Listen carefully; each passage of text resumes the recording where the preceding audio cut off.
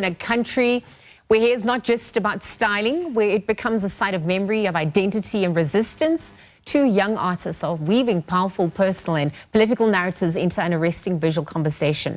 Strand by Strand is an evocative new exhibition by Hazel Mphande as well as Kamogelo Machaba. It explores the deep, often painful yet affirming journey of black women's hair, its roots in colonization, its battles with beauty standards, and of course reclamation as a symbol of pride as well as power. So to chat a little bit more, we are joined by Hazel Mphande and Kamogelo Machaba. Good morning to the both of you. Thank you. Thank you for joining us. Thank you. Good morning. Thanks for having us. What an important conversation that needs to be had. And thank you for using your art as a means of starting this. And I wonder if we look at the strides over the years in terms of, you know, what hair represents, the evolution of pride, power, and agency. What are you observing at this juncture?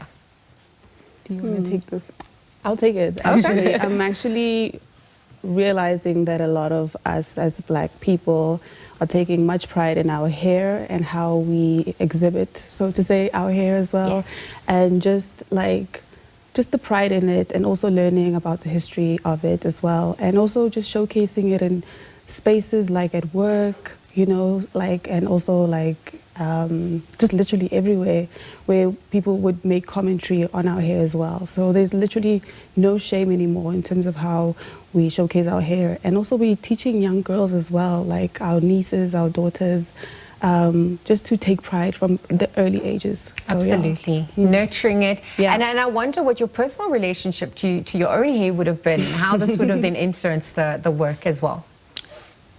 So I took a more personal approach with the exhibition, because I think we all grow up going to the salon and getting your hair done every now and again, maybe every 4 weeks. And that is also such an interesting process, because your hair is touched by different people, you have different hairstyles, and it causes actually a lot of tension and friction on your hair that we don't realize over time. I struggled a lot with my hair growing up. I thought my hair was difficult to manage until I did the big chop in 2016, because my hair was a mess. It was uneven, it was not looking good, and I was holding on to that hair. I used to comb it upwards and pat it, because the back was not, like, there was basically less hair at the back and there was more hair in the front.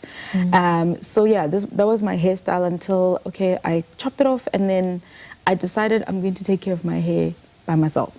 So I took it upon myself to take care of my hair, learn about it, and just learn how to take care of my hair without relaxer, without what they call blow, which was like sort of it still involves relaxer, but it's a different method. And yeah, I learned how to take care of my hair for 7 years, but in that journey I learned how to also braid myself. So that's sort of where this body of work came from. The inspiration came from different hairstyles that I did on my hair. But in that process I learned that, I prefer working with yarn versus hairpiece, because I found hairpiece very difficult to manage, especially if you're working alone, because usually, you know, typically when you're braiding your hair and someone is there, you hold the hairpiece and they grab and they start braiding you. But when you're doing it yourself, I don't recommend it. So then another thing is that I struggled in high school with hairpiece colors, and I always had to conform to this color called number 27. It's a very brown, goldish color that they would always recommend. It'd be like, this is blonde. And I was just like, no, I want a color that looks like my hair. And that's all they had. So because of school as well, school was very strict with those things. I could only use that color. But when I discovered the yarn color that I use now, that became my, I guess, signature color to use, that looks similar to my hair. And those are inspirations that I took and sort of depicted in my work, and that whole journey, and how I started playing around with different types of yarn.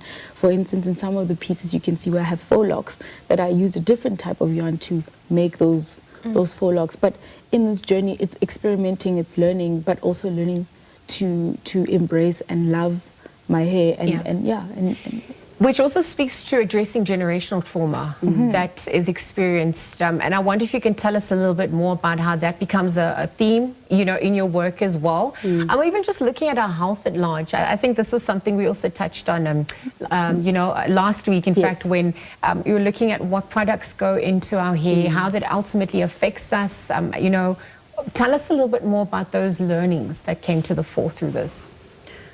Yeah, the generational traumas when it comes to hair. I mean, we have wonderful memories and we also have really traumatic memories accompanied with those. When we think about our hair, just the pulling, the tightening, the teasing at school as well, the relaxing, the toxicity of it all, like literally. But over time, I think as you grow older, I mean, there was a period where there was this talk about self-love and all of that. But like, I think if you're going to talk about self-love, you need to literally, as a black person, start from the top of your head and just go like down from there, you know? And like literally just learning how to take care of our hair by watching YouTubers, using natural products, and literally just loving on our hair again. So as an adult, it was quite interesting starting again from the very beginning when it comes to our hair, like what you just mentioned now, like the big chop, and also like starting over.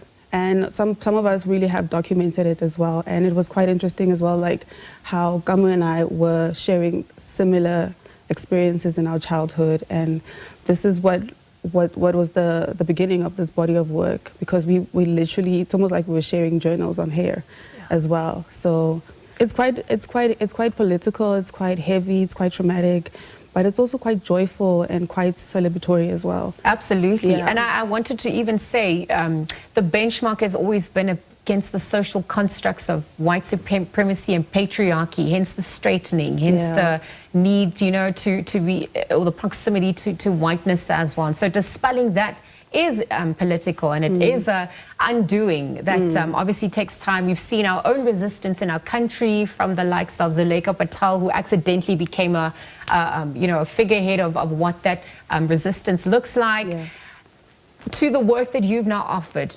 That comes with emotional turmoil, and I wonder if you could speak to the creative process for both of you in this exhibition, what you went through artistically as well, what you went through to produce this. Okay, so when it comes to my side of things, it's quite interesting also because we're talking about the same thing, but she primarily does a lot of black and white and I do color. But you can sort of see the relationship between even the different perspectives, but the conversation is the same.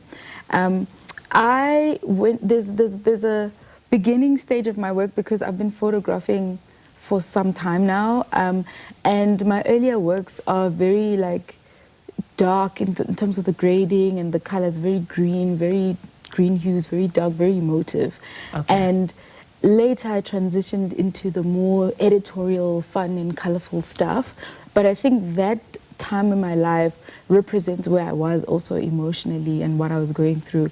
But at the same time, I was even in what I was going through, it was just after COVID, so it's a bit like mellow, very melancholy, and I was sort of photographing and documenting myself in those moments, but I was experimenting a lot with my hair because we had a lot more time, and you can see where I tapped into like the faux locks era. And then when I'd walk in the street, people would ask me, is that my hair? Sometimes I would be like, yeah, because the older it gets, the better it looks.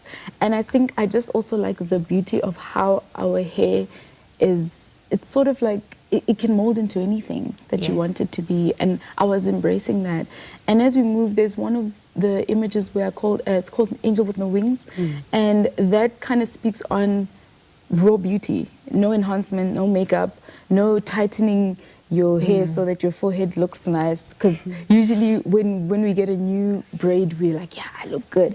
But when I'm in my Benny and Betty, like I feel like I'm not pretty enough. And that was me embracing the natural beauty. So Hazel, on the back of what Kamu just echoed, do you want to also then look at how, through her use of color, your use of black and white photography, how that complemented everything, how you interwove into each other's stories?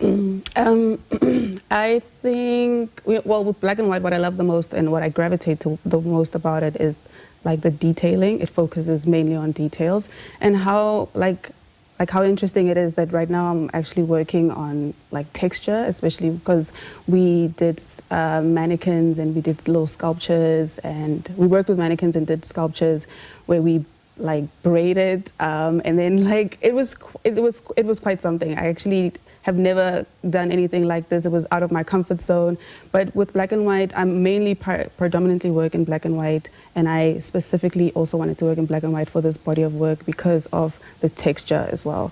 So, right. yeah. Well, we're looking forward to the conversations and the expose that obviously will be coming through your works. Thank you for joining us at the SAW and for being part of this. We'll leave it there. Hazel Mphande as well as Kamogelo Machaba this morning. Two bold voices, of course, using the art to untangle the histories, the myths and the meanings wrapped strand by strand in black women's hair.